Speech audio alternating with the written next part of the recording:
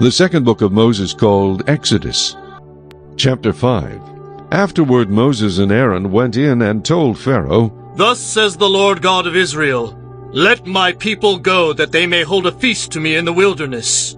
And Pharaoh said, Who is the Lord that I should obey his voice to let Israel go? I do not know the Lord, nor will I let Israel go.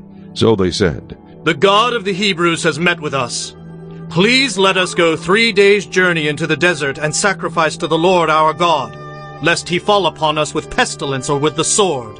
Then the king of Egypt said to them, Moses and Aaron, why do you take the people from their work? Go back to your labor. And Pharaoh said, Look, the people of the land are many now, and you make them rest from their labor. So the same day Pharaoh commanded the taskmasters of the people and their officers, saying, You shall no longer give the people straw to make brick as before.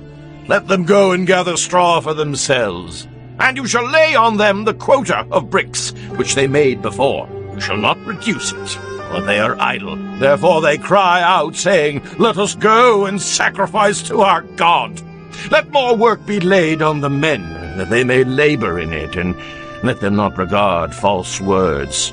And the taskmasters of the people and their officers went out and spoke to the people, saying, Thus says Pharaoh, I will not give you straw.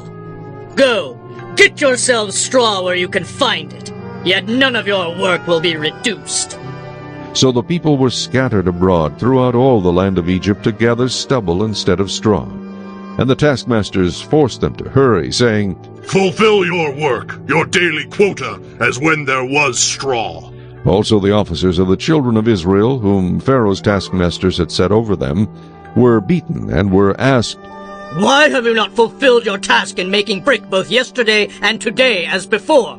Then the officers of the children of Israel came and cried out to Pharaoh, saying, Why are you dealing thus with your servants?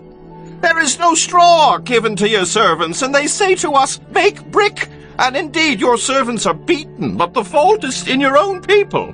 But he said, You are idle, idle. Therefore you say, Let us go and sacrifice to the Lord.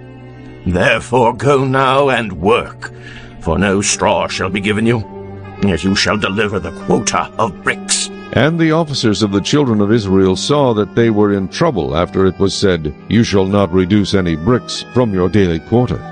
Then as they came out from Pharaoh, they met Moses and Aaron, who stood there to meet them. And they said to them, Let the Lord look on you and judge, because you have made us abhorrent in the sight of Pharaoh, and in the sight of his servants, to put a sword in their hand to kill us. So Moses returned to the Lord and said, Lord, why have you brought trouble on this people? Why is it you have sent me? For since I came to Pharaoh to speak in your name, he has done evil to this people. Neither have you delivered your people at all.